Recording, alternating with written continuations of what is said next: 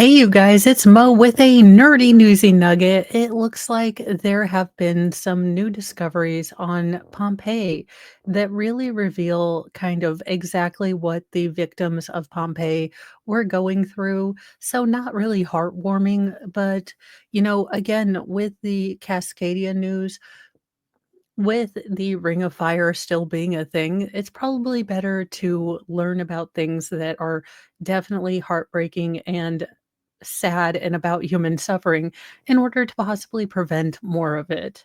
At least that's my opinion. If you disagree in the comments, if you'd like us to be ignorant to history, just let me know.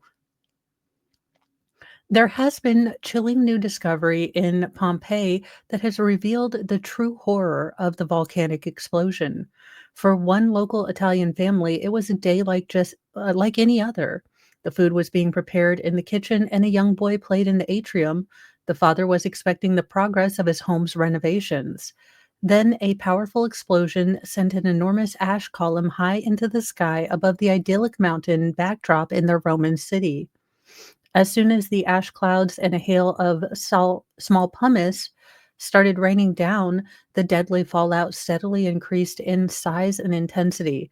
So, yeah, they probably thought, okay, well, we're going to have ash. Again, I don't know if it was clear to them that this mountain was actually a volcano.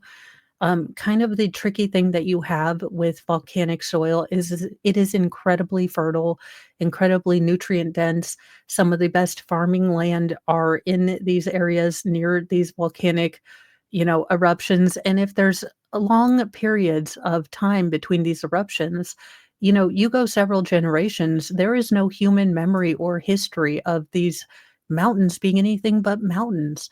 So I can imagine, the just absolute mind bending, reality bending, experience it was to see this mountain that had always been a mountain from back in your great great grandfather's time exploding in fire and having absolutely no idea what to do. Now, many simply grabbed what they could and ran for the coast in hope of finding a boat. This family, however, chose to stay put, as new findings reveal. The fiery ash and pumice quickly clogged the streets and rose up the wall. Then the weight of the volcanic rock caused parts of their homes and roofs to collapse. I do believe they had fairly flat roofs. But yeah, I mean, a little bit of snow isn't that heavy, but there's a reason that they encourage you to get, you know, if you have a flatter roof, all this snow off of your, roof because it's heavy. And it's not one of those things that you always think about. Now, for adults and children retreated to a bedroom where they desperately sought to wedge a bed against the door to hold back the growing weight of the rubble. They didn't make it, said Gabriel Zucchile, the director of the archaeological park of Pompeii. He is overseeing an extensive new excavation of the city. It was a playground for the rich and famous. Pompeii, a scenic sea change for Rome's upwardly mobile and thriving community that had grown around to meet exacting demands of the empire's elite. So it was kind of like Montecito, is what you're saying. No coinkydink. Now, the year was 79 AD. Emperor Titus Flavius Vespanius, look, the last name has anus in it. I'm Vespinanus. Look, I don't know. It's always a hate crime when I try to pronounce anything that isn't American, and even half the time when I'm trying to pronounce something that is American. So we're just going to say something Latin. Had succeeded his father months earlier, and Rome was at its height of wealth, power, and influence. Then the sudden disappearance of Pompeii and the nearby town of Herculaneum rocked the empire to its core. However, the opulence and technical marvels of the towns they'd lived in had been flash frozen in that moment. For the past 250 years, archaeologists have marveled at the well preserved architecture, murals, and furniture, also technology that was buried there. But the discovery of this family's fight for survival has rammed home the enormity of the human tragedy that this represents. So it's easy as scientists and I even see parallels when I'm covering a trial. It's really easy for me to get into the intricate strategery of, oh, are they going to call this person? Oh, are they going to call that? Because it distracts me from the reason that we're generally in a trial, which is that someone is no longer alive or is gravely injured. So I get um, that it's easy to kind of divorce yourself from the human component of this. And I think, you know, it's easy to understand the humanity of something this large by going almost to the micro level and just focusing on one or a few people.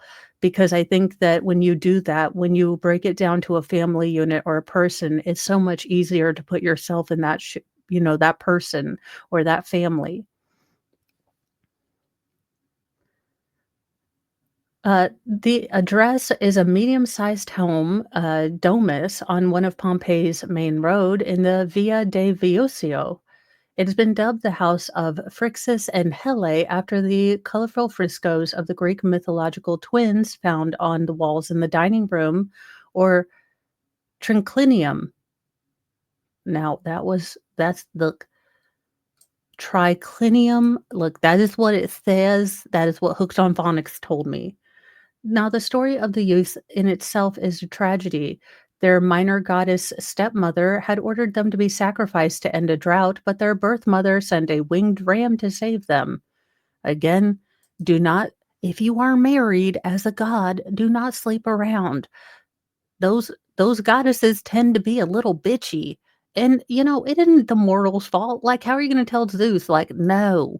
I mean, even if you run away from Zeus and make yourself into a cow, he's still gonna pursue you. Zeus was kind of, well, a degenerate.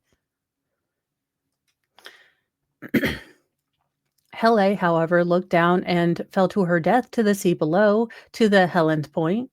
Ferrex survived and sacrificed the ram and took its golden fleece. Did rams have fleeces? I thought rams just had.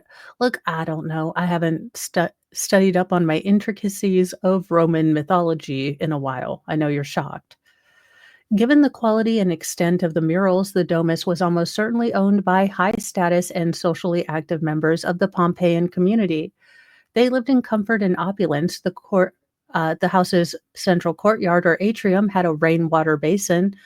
The kitchenware was made from finely shaped bronze, and several amphorae, which hold the remains of a Roman luxury fermented fish sauce or garum. Now, a note about garum: if you like any sort of nerdy or food stuff, tasting history is awesome. Max is so sweet. Please, dear Lord, let his name be Max. I'm sorry, as I have kind of shared with you guys, when I restart my Lyrica, there is a sort of curve where I do have to kind of not always trust my brain to give me the right facts and things. I can function up to a point, but fine details sometimes escape me, which is why you're probably going to see me take more notes this week because I don't trust me right now.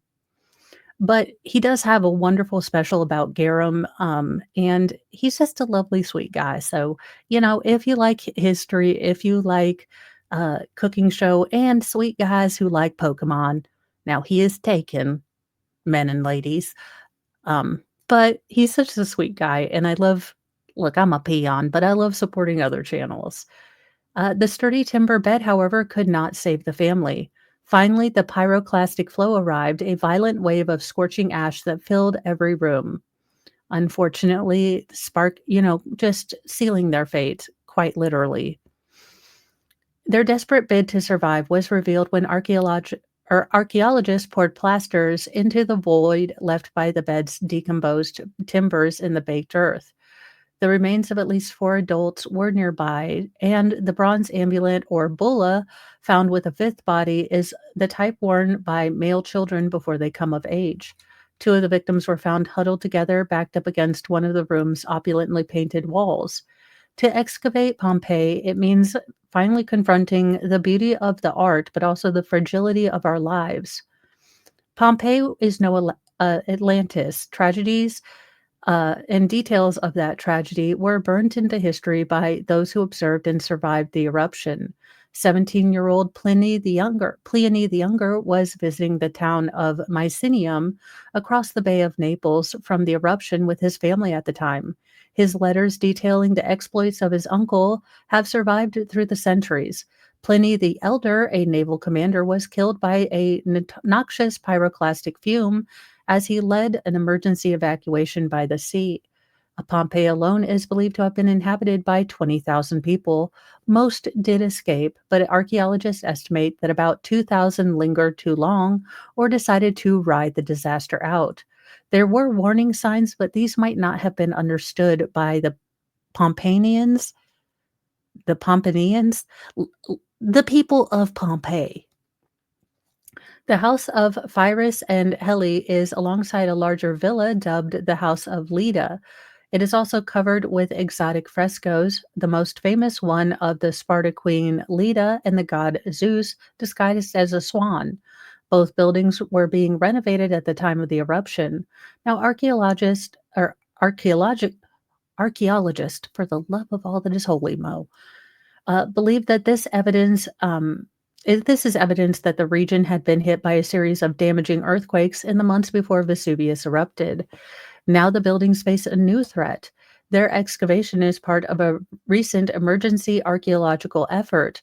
Moisture is seeping through the volcanic rock from nearby illegal housing developments, which is actually eating away the ancient remains.